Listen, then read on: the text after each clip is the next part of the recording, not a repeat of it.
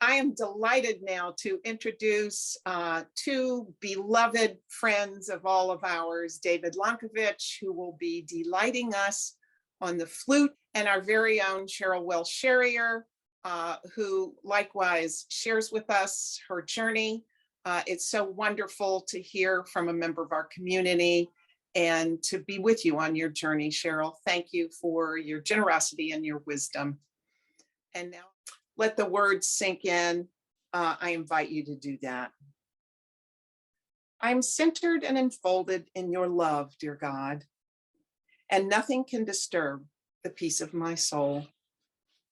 I feel your peace in the beauty of a summer night, as the soft glow of the moon, the twinkle of the stars, and the gentleness of the breeze combine to bring tranquility at the end of a busy day.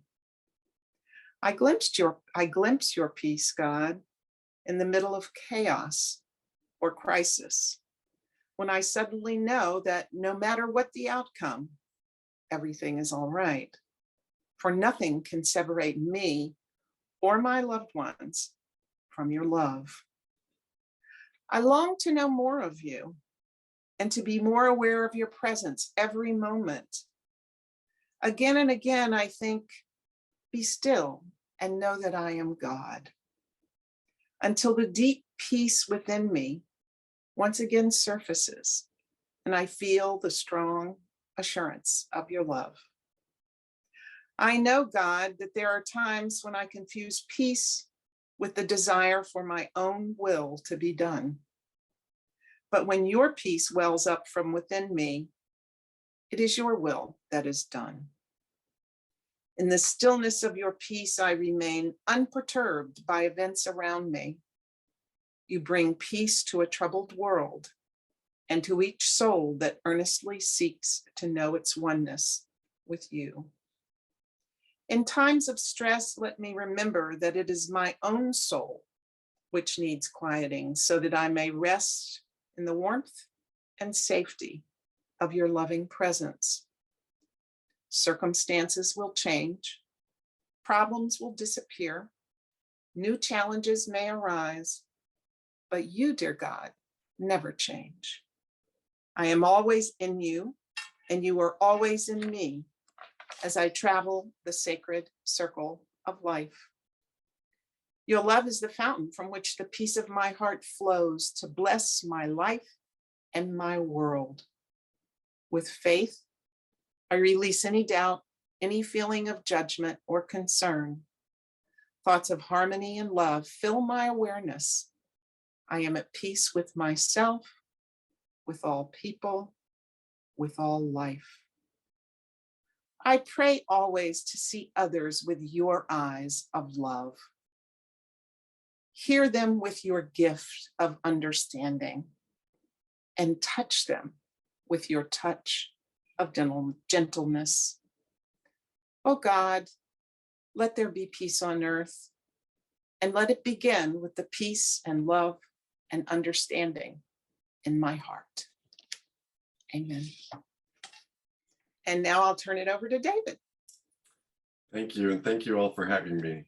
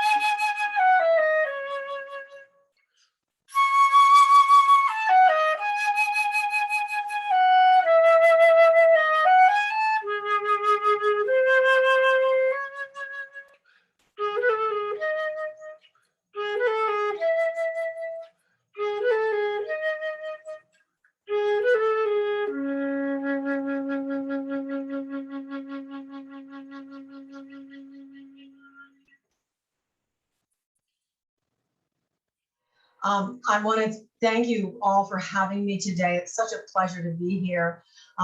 Thanks to Jane and David for sharing the stage with me today. Thanks to Karen for hosting. And thank you, as always, to Kay Wood for continuing to help me with my journey, to sort of mentor me along the way. There are two main occurrences that caused me or inspired me to explore the topic of shuffling off this mortal coil. The first is the loss of two beloved and longtime members of our Unity family, Kurt and Anna. And there's a story attached to the second. Toward the end of July, I started thinking about this friend that I hadn't seen since the early 1990s. He just kept popping into my mind. I met him when I was in graduate school. He was a dancer and a model. He was in New York City when I moved there, and eventually lived just a few blocks from my roommate and myself, and we were all kind of buddies. He was also an artist. When Chick and I got married, he macrameed this incredible belt to go away around my wedding dress, made out of yards and yards and yards of pastel satin ribbon. He moved to Pittsburgh probably in the early 90s and became a potter, and a very successful one. He taught, and he was part of a cooperative that owned a shop. We visited him there along with my roommate friend from New York a couple of times in the early 90s. And I remember him sitting at the potter's wheel with his hands over Christopher's, guiding Christopher's hands. Christopher was a little guy at that time. So he kept popping into my mind.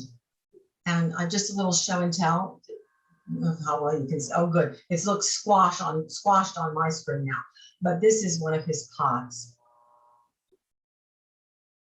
We have a couple more in our house. So I decided to look him up on the internet, and what I found was his obituary. He died at the age of 72 in late April of cancer. So I texted our friend, and she read the obituary and texted me back and said, "How does this make you feel?" And I went, "Quite honestly, melancholy. We've now arrived at the age when our contemporaries will start shuffling off this mortal coil." So under the heading of "Nothing Happens by Accident," we, along with many of you, were given a Unity booklet called Peaceful Passing. And the last 3 chapters of In the Flow of Life are life comes to pass, to grow old or grow onward, and life, death, and rebirth. So shuffling off this mortal coil is from Hamlet's to be or not to be speech. And then there's As You Like It. All the world's a stage from As You Like It. All the world's a stage, and all the men and women merely players. They have their exits and their entrances, and one man in his time plays many parts, his acts being the 7 ages. At first, the infant mewling and puking in the nurse's arms, and I'll skip to the last age at this point. Last scene of all, it ends this strange, eventful history, a second childishness and mere oblivion. Sans teeth, sans eyes, sans taste, sans everything. By and large, this is still the prevailing view of how life unfolds. It begins, we grow up, we get old and our bodies deteriorate. It ends. If we're good, we go to heaven. If not, we go to purgatory or hell. Or perhaps we don't believe in any of that, only that it ends. On this mortal coil, nothing lasts forever, especially where our bodies are concerned. For example, my balance isn't as good as it used to be. My joints and muscles aren't as flexible, and my metabolism isn't as good as it used to be.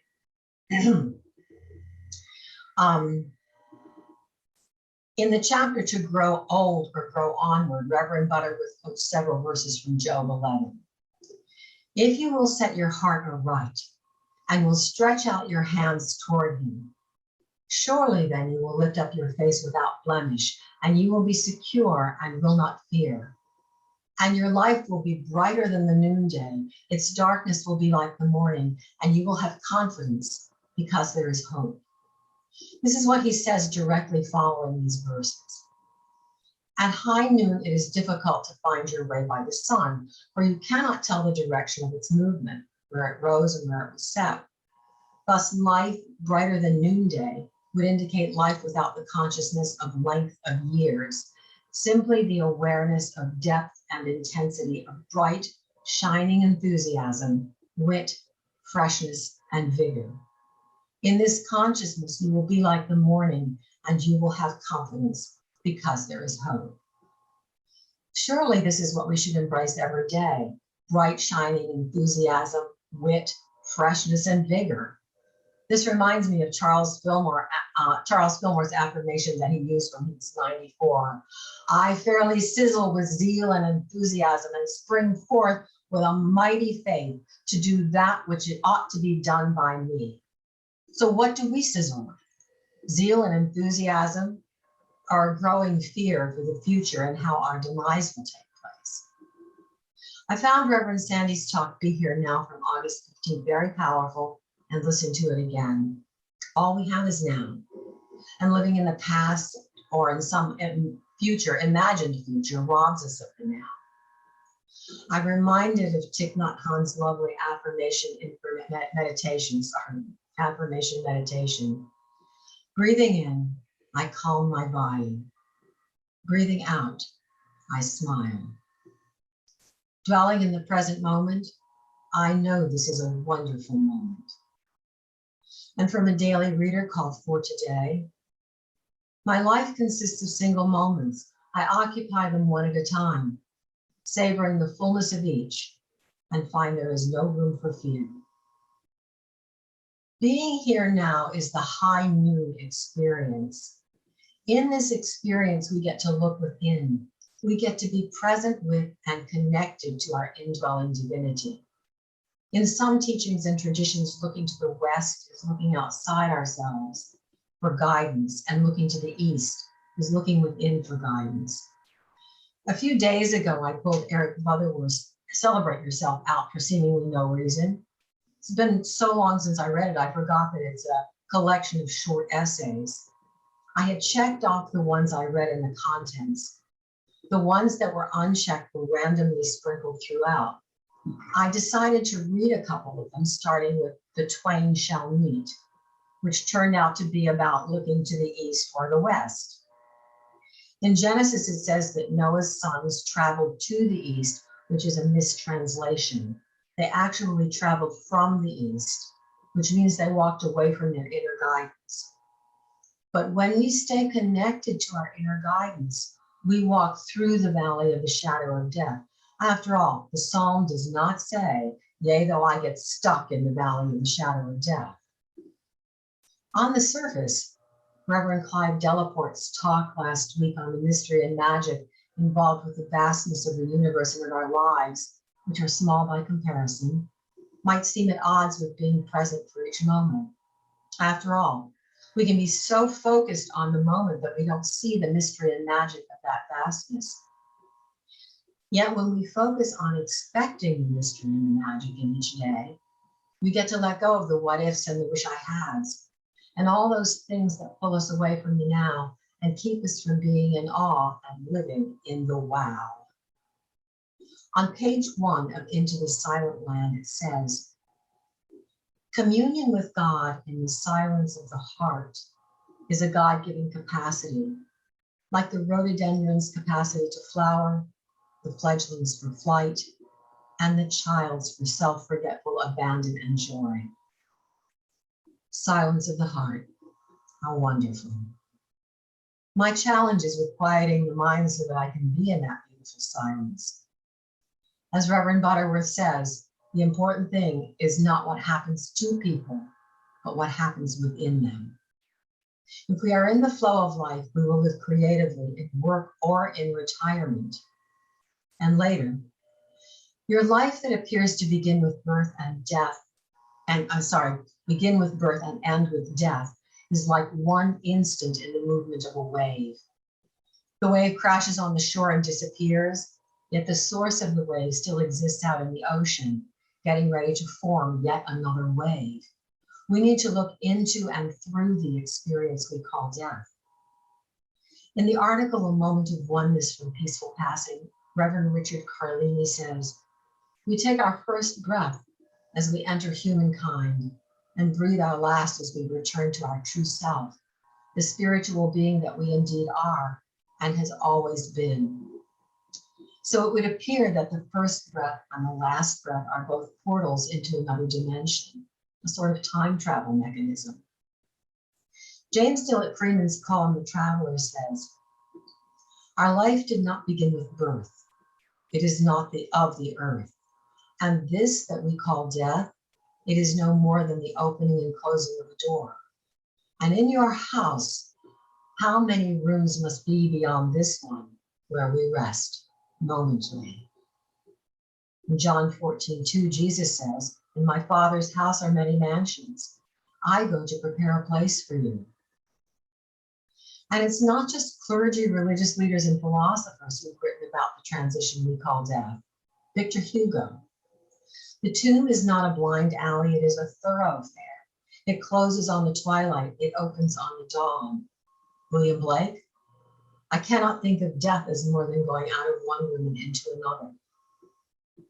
Even in this adventure called Earth, we seem to go through many portals and doors. One closes behind, or perhaps it slams in our face, and another opens before us. Sometimes the catalysts are things like illness or tragedy, and sometimes they're challenges or opportunities. And always one is born out of or precipitated by one of the others. Our job is to flow with it, to live in the silence of the heart where our indwelling Christ resides. We even see this play out in the seasons of the year. How many of us get to mid-August or mid-February and go, "I'll be so glad when this season is over"? And it is. The chilly winds of autumn and the warming breezes of spring come to life and renew us and nature. We all come into this life in an awakened state, and then the societal norms of the day take over, and we are brought up looking without instead of looking within, looking west instead of looking east. Through awareness, we go through a reawakening process, which for me has taken decades and is ongoing. And that's probably as it should be as we grow onward. Looking back on life, we can see that our so-called mistakes and missteps led us to where we are today. If I had been accepted in the doctoral program at the University of Minnesota, I would not have moved to New York City. If I hadn't had a roommate in New York City who was interested in sign language, I wouldn't have taken the class where I met Chick. There are several things in my early adult years that felt like failures, but they all led me here. Every time I work on one of these talks, I question my qualifications, both educational and spiritual. Yet I'm led to this, and so far, willing to let it flow through me. In the flow of life reminds us that we are more than just our physical bodies, and to keep sizzling with zeal and enthusiasm by not growing old, but growing onward. So even though this vehicle that we call the body may not be what it used to be, our divine nature is entirely intact and eternally vibrant. Does this protect us from grief and sadness at the passing of loved ones? Not really. We do understand, however, that it's not about the person who has gone through the doorway called death. It's about us. As for me, I will just be here now, knowing that life comes to pass. Wherever we are in our journey through this time on earth, we are channels for the creative process in the flow, and our true business is that of releasing the flow of God, manifesting in and as us. I am God, manifesting as Cheryl. Please say that with me and put your own name in it. Let's say it 3 times with a breath in between. So take a deep breath. I am God, manifesting as. And breathe. I am God, manifesting as. And breathe. One last time. I am God, manifesting as. And take one last breath.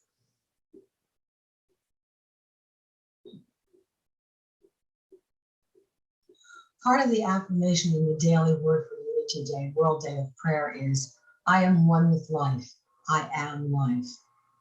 Let's aspire to embrace life and go onward until we get to the valley of the shadow of death and can walk through it, sans fear, sans regrets, and sans any self-imposed limitations. The final word from Reverend Butterworth: the important thing is to know that you are an eternal expression of the universal flow, and that there is no beginning and end to you. And with that, let's prepare for meditation.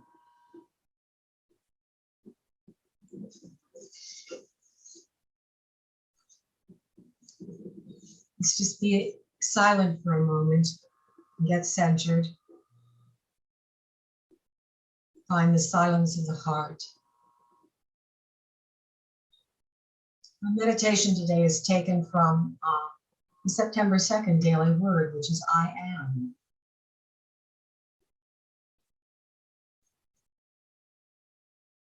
I am an expression of unlimited spirit. Sometimes I identify so closely with my day-to-day life that I lose sight of my divine nature. Today, I remember and reclaim who I am. I am limitless spirit, expressing uniquely at the point of need. I boldly affirm I am not my body. I am the one who lives in my body. I am not my emotions. I am the one who feels my feelings. I am not my thoughts. I am the thinker of my thoughts. Beyond and behind the physical, emotional, and mental activity is the real me. Indwelling spirit is unlimited, infinite, and boundless. That is who I am. I live in perfect harmony with my divine identity.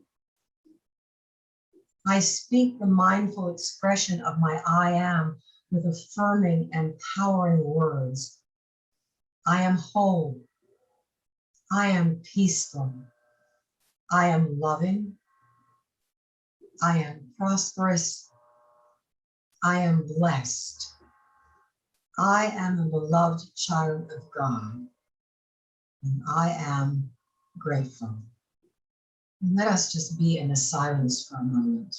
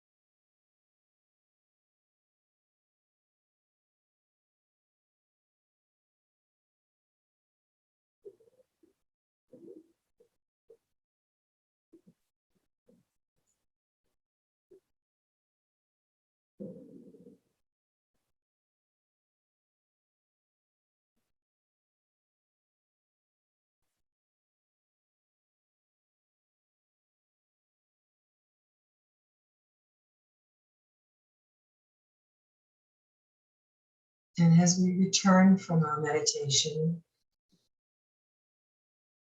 let's be present for another beautiful piece from David.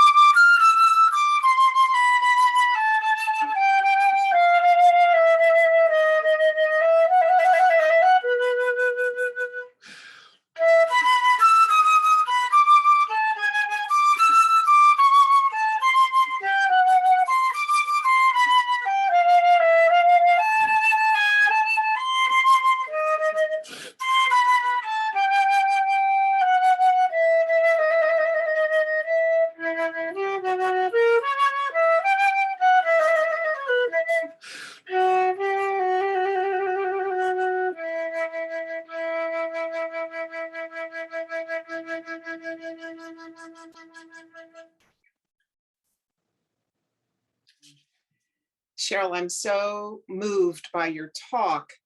I think as all of us get older, we face our mortality, and it's not something that's easy to talk about.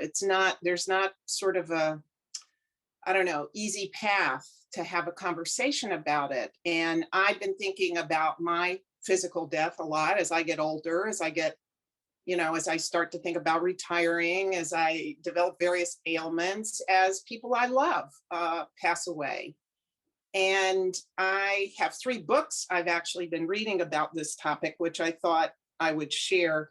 The Art of Dying Well, Making Friends with Death, and Much Abides.